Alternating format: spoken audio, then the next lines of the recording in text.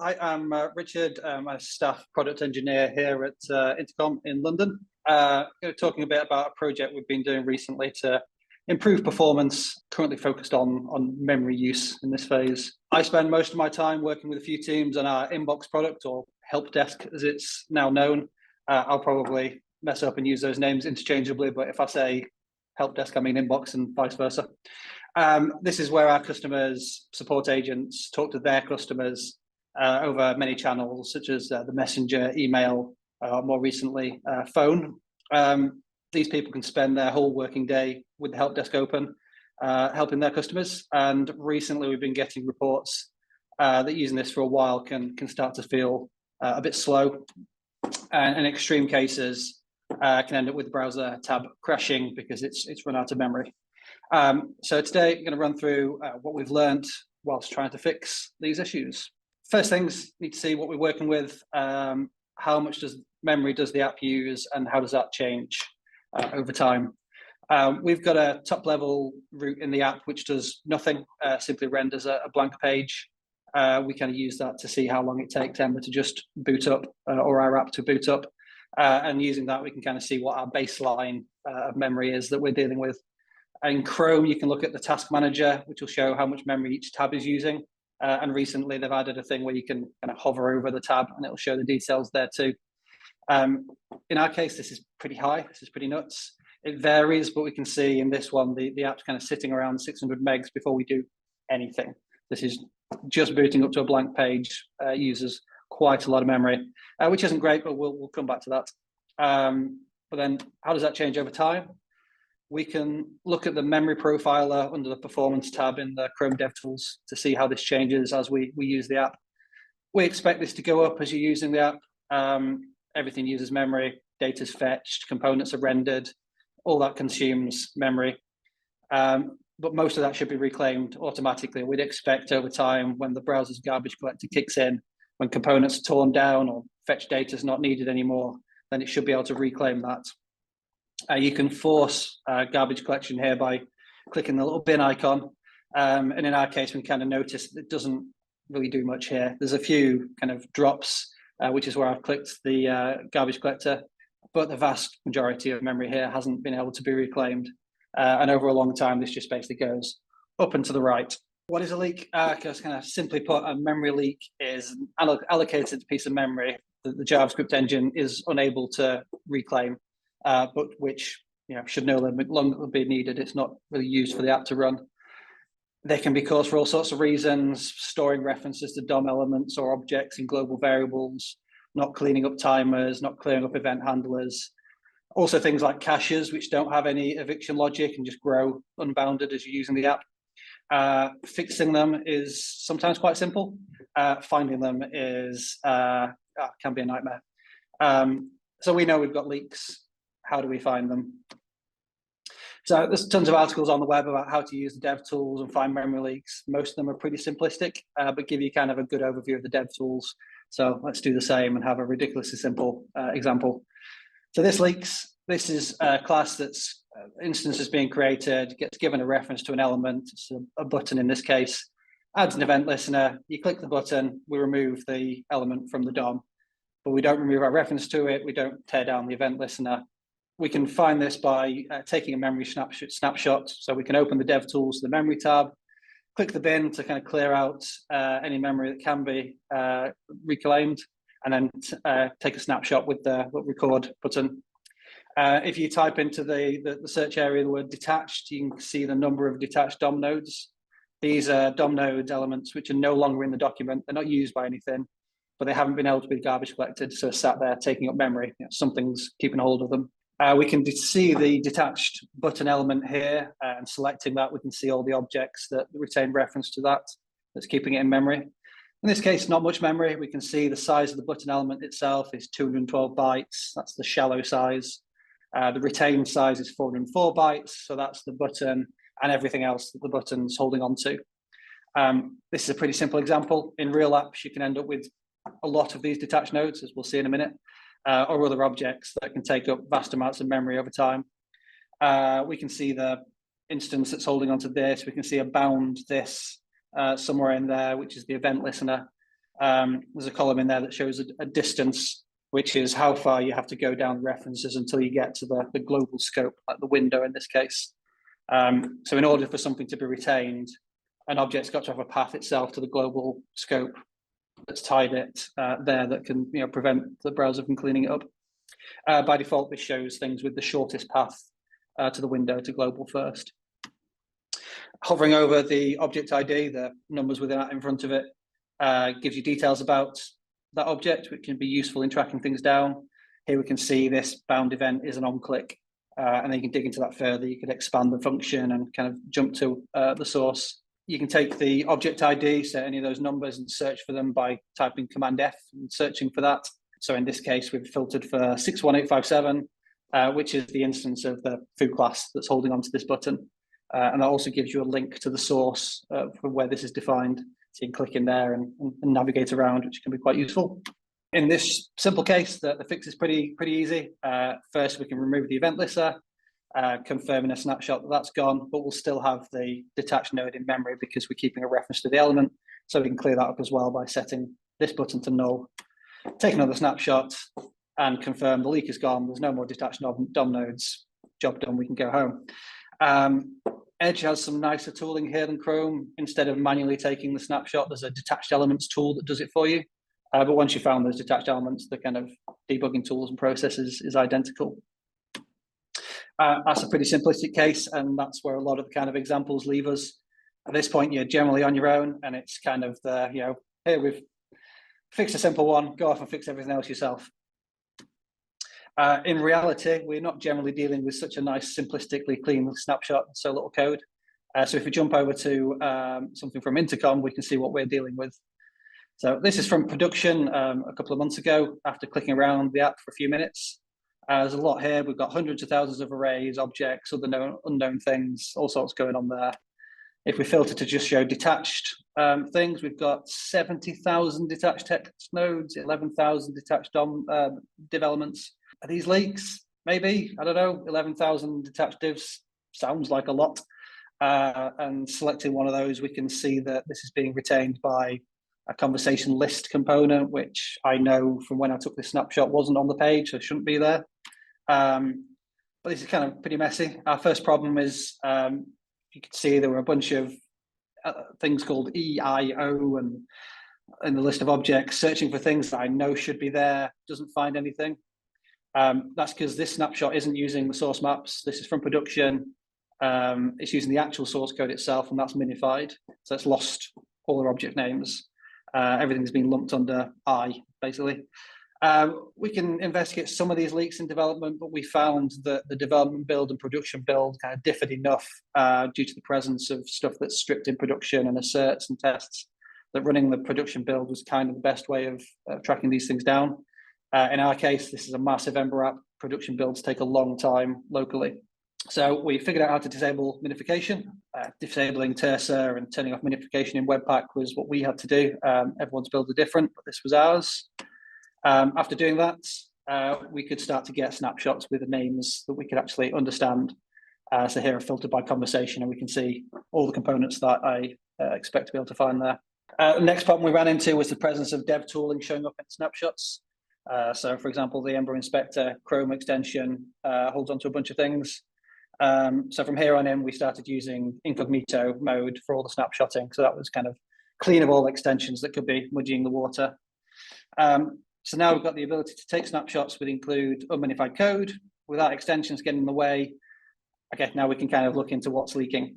There's a ton of objects showing up in the snapshots, but which ones are meant to be there? Which ones are being retained due to leaks? That's a good question. The memory tools by default show everything in memory at the time you took that snapshot. But if you take multiple snapshots, you can compare the differences between them. By taking 3 snapshots, you can exclude all the objects that were created when the application boots and is getting set up. So there's like loads of long-lived objects in the app that we expect to stick around, all global things like services, controllers, routes, components that make up the navigation, core data that's fetched and kept in memory when the app boots. These are all things we expect to be there. They're not leaks. But we can take one snapshot after the application has been booted, click around for a bit, take another snapshot, And then the difference between the snapshots 1 and 2 contain all the new objects that we created in between. You can click around some more, take another snapshot, and comparing 1 and 2 again while looking at 3 will show you everything that was still in memory at that point, excluding the things that were created at boot, and kind of gives you a much more limited data set to look through. Another thing we found super useful was adding a link to an empty page, which we knew would have torn down everything in the app and just leave us with a minimal state to see what was still around there. So now our process was load the inbox, wait for it to finish getting all set up, take a snapshot, click around a bit, navigate to the empty page where everything should be gone again, take another snapshot, compare the differences between those two, sometimes taking another one for good measure.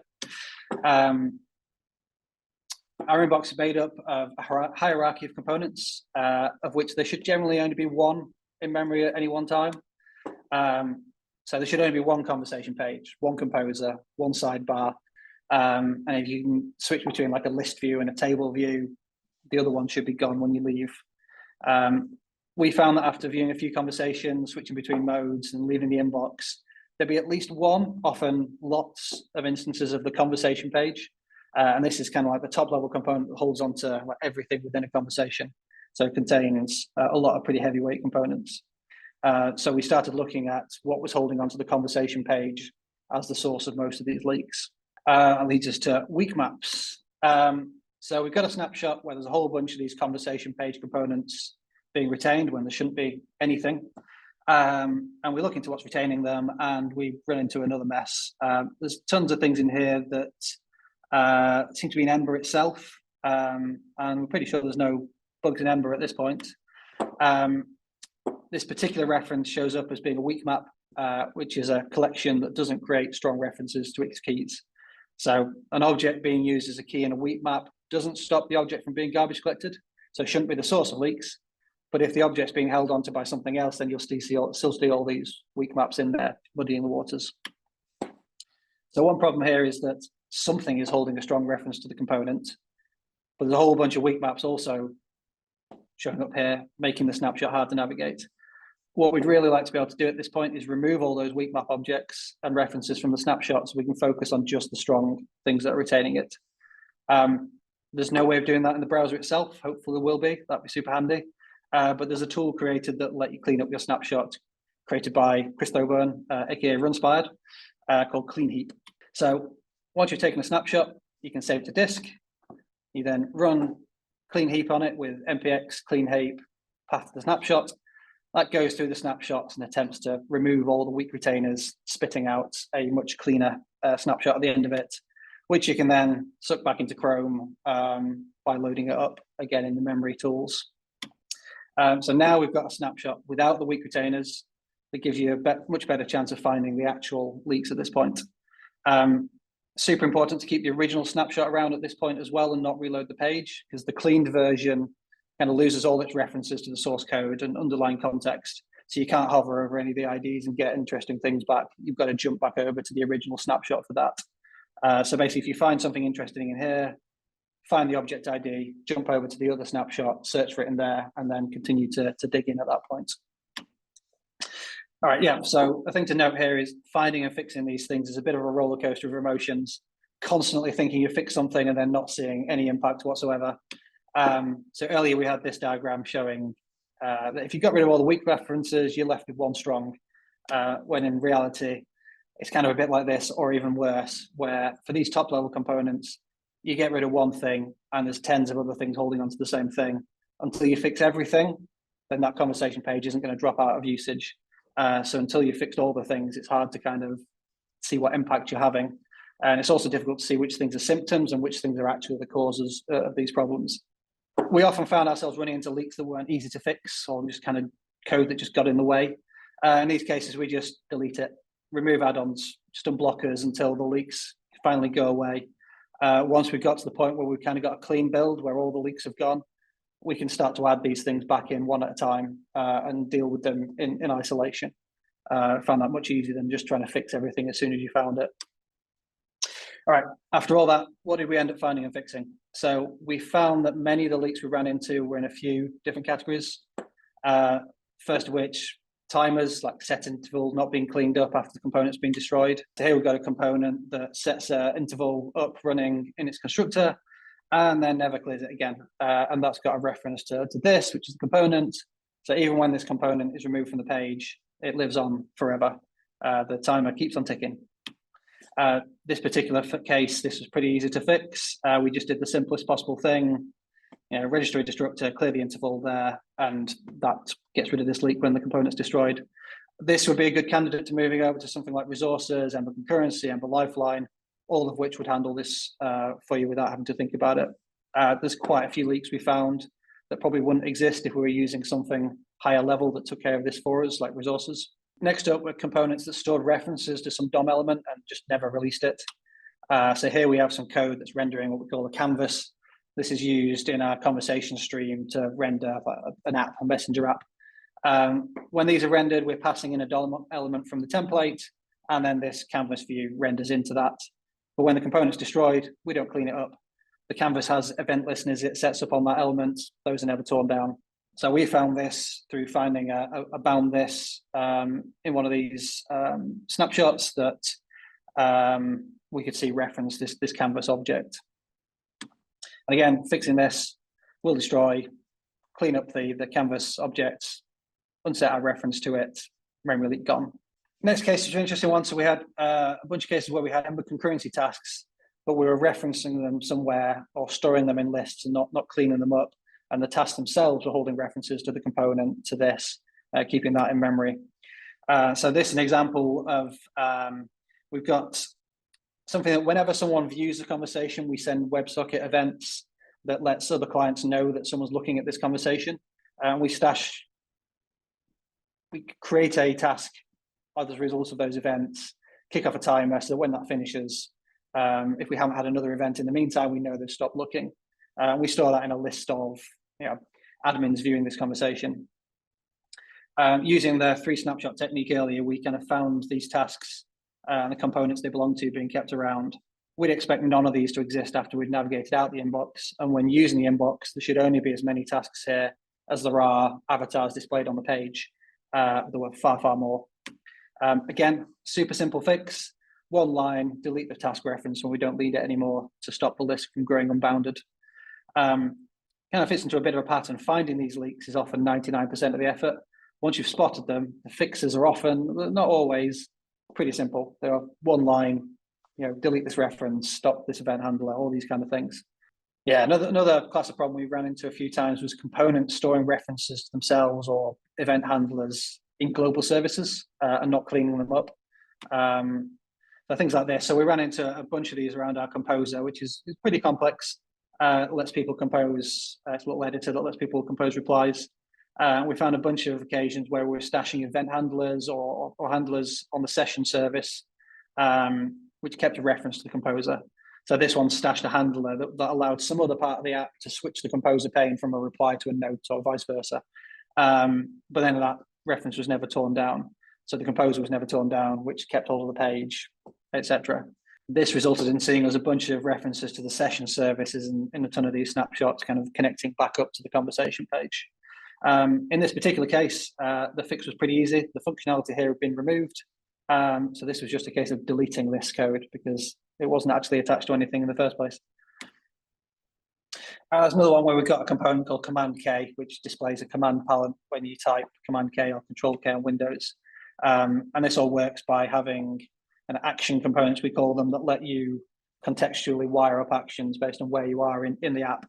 And the way that worked was by stashing references to that component in a service, so that the kind of action panel knows what things to trigger.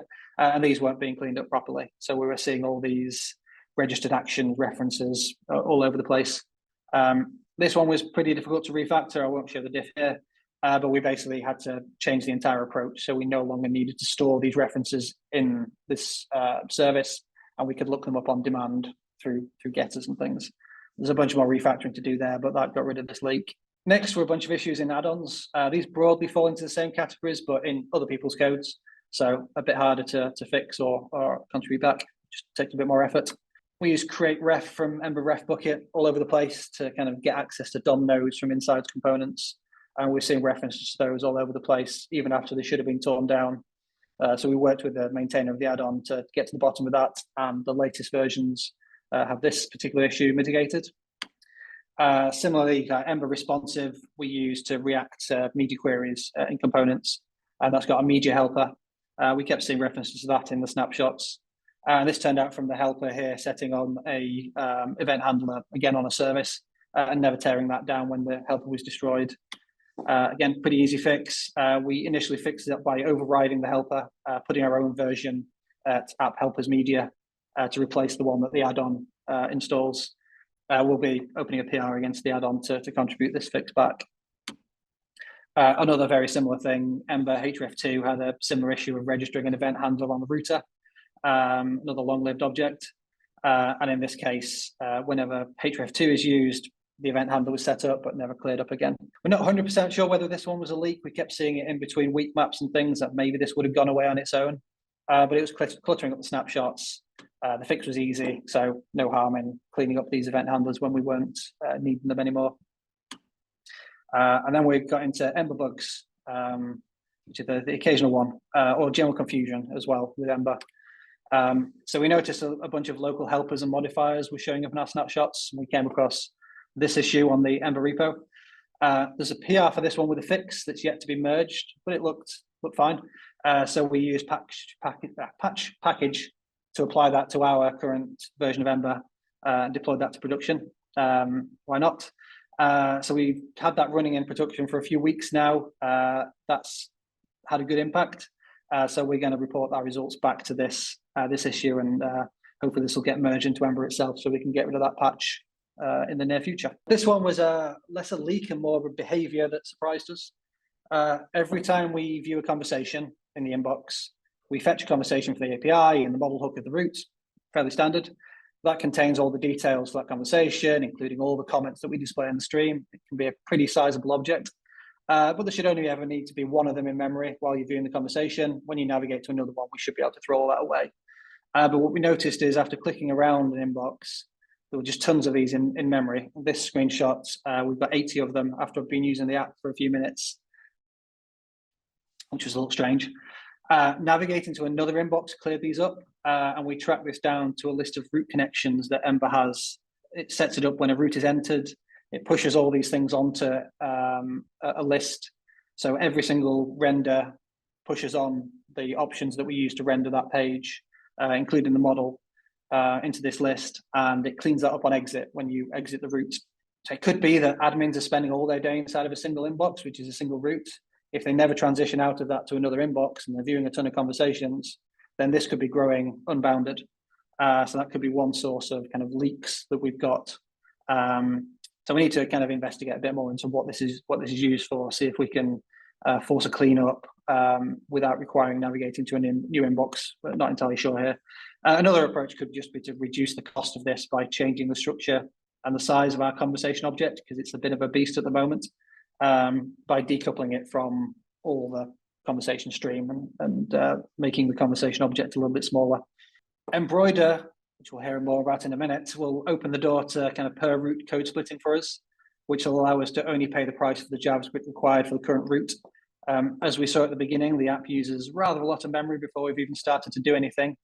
If we can enable code splitting, the inbox would no longer need to load all the data for the settings pages, the articles products, all these other products that all have a ton of JavaScript as well. So that baseline memory usage should be reduced. We're running on Embroider in production as of yesterday-ish. We've got more work to do to get to the point where we can enable code splitting, but we're kind of curious to what impact this could have in the near future. So I opened up a tiny little PR, which deleted everything except for the inbox code. It's a shame I can't merge this one. That'd be quite satisfying, deleting a few million lines of code. But this, as expected, can dramatically reduce like the baseline needed to boot the app. If you remember earlier, this was showing around 600, 650 megs, and this got it down to 100 megs, which is still a lot, but a lot better than where we started. And it cut off around 4 megs off our JS payload.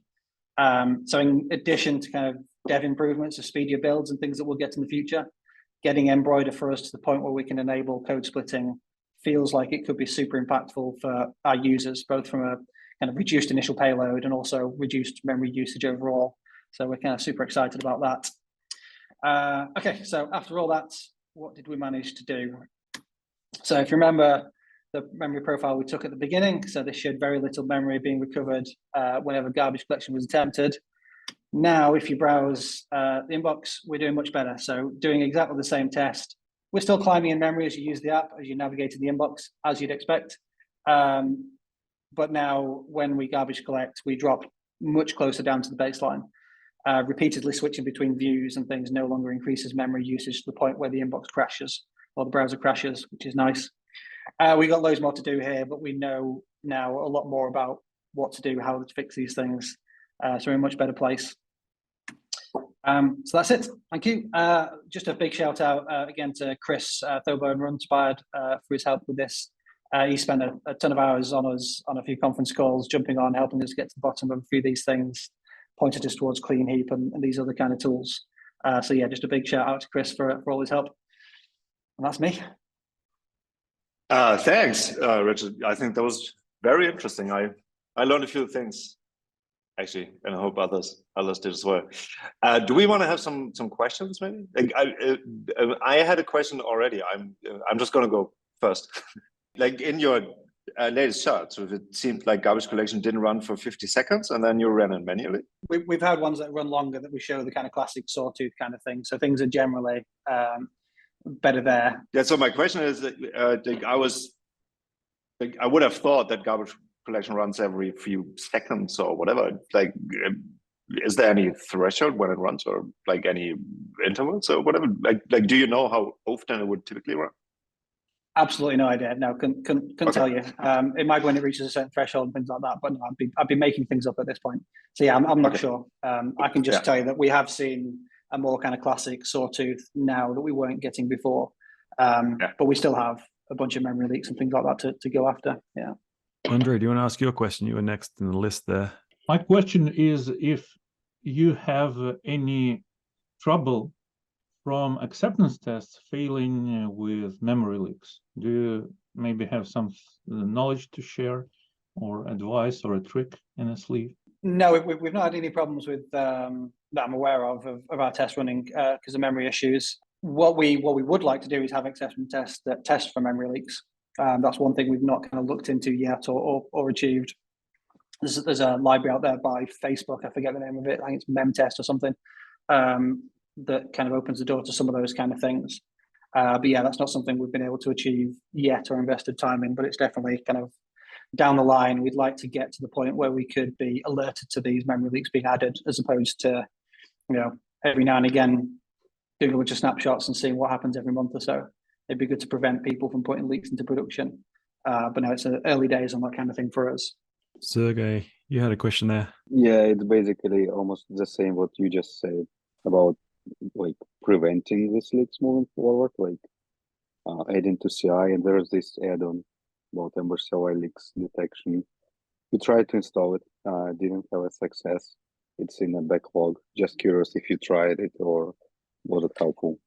I think we had a similar kind of thing. I haven't looked at it personally, but I think we looked at that at one point and had some difficulties, but it's definitely on our list of things to look at again, either that or similar other kind of tools. I think at the moment, we've probably got so many memory leaks that we need to fix a bunch to get all these things passing, but something like that could hopefully point us in the right direction. But yeah, so far we haven't had much success in getting those up and running, but we haven't invested a ton of time in that yet. Cool, thank you. Yeah, my question is, do you have any suggestions for identifying possible situations like this while you're designing and doing code, and or are there suggestions that the framework and API can do to avoid them? Yeah, I don't know about from a framework level, aside from things like promoting the use of resources and Ember concurrency and things like that just kind of handle a bunch of these things for you, at least in the kind of event handler case and things like that. So one of the things we've kind of I think been discussing is should we just lint against the use of like set interval and things like that to just prevent people from adding that in the first place? Can we lint against setting up event handlers and not tearing them down, or lint against using those kind of low level things at all, point people in the direction of those kind of higher level patterns? So yeah, it's kind of a topic of a discussion more than anything I've got any particular opinions on at the moment, but if you can lint against it, that would be really nice. Yeah, that'll be the main thing. And the other thing is just kind of education, and making people care about the code that they're writing to look for these things, or educate people to look out for certain things in code review and that kind of thing. So yeah, there are some kind of, like say, there's these patterns of certain things that we've seen that maybe could be linted against. Other things is just be vigilant, and ideally have something in CI. That would be the dream, but yeah, not quite got there yet. Julian, you had a question there. Yeah, thanks. Just wanted to know, like, this process you've been describing about finding and fixing all these leaks seems a pretty big task. And do you have any idea or guidance as to when a team should start being worried about this kind of memory footage? I'm going to use the staff engineer adage of it depends. I don't know, it depends on your situation, things like that. Probably a few months before you think you should, kind of thing. It's probably something you should have done like before you start having problems. Because once you've actually got problems with your customers reporting issues like crashing tabs and things like that, then you got a big project ahead of you that maybe you could have nipped things in the bud if you're looking for these things earlier. But it depends on what you're shipping, who your customers are, how long your app's going to be open, what stage you are in your app and things. So yeah, it depends, but probably I think I wish we'd done it earlier. We had kind of like a rewrite project a bit ago. And if we'd have been kind of more cognizant of this at the beginning, then maybe we would have been able to start off with nothing and being on top of things as they're added in. Because going back to a big old app and trying to find all these things is super complicated. So yeah, no hard rules here other than probably before you think you should. The biggest symptom you had was crashing tabs, right? We've had all sorts of things. One of the issues we've had is people's network connections being closed because the browser's out of memory. So this project initially started because we're having kind of networking issues where things were slowing down. We had occasional reports of browser tabs crashing if they left their machine open overnight and things like that. But it was more for just general kind of weird performance issues, basically. And when we kind of dove into a bunch of like the memory, the network dumps from them, we found a bunch of just error logs that said, socket closed due to lack of memory. And then that led to like a new network connection having to start up, a slow start, a bunch of stalled network requests. And we kind of identified memory usage as the cause of those. That's what set us on this particular path. But yeah, basically your machine's running out of memory cause all sorts of weird things to happen, basically. That's what led us down this path. Awesome stuff. That was amazing, Rich. Thanks for that.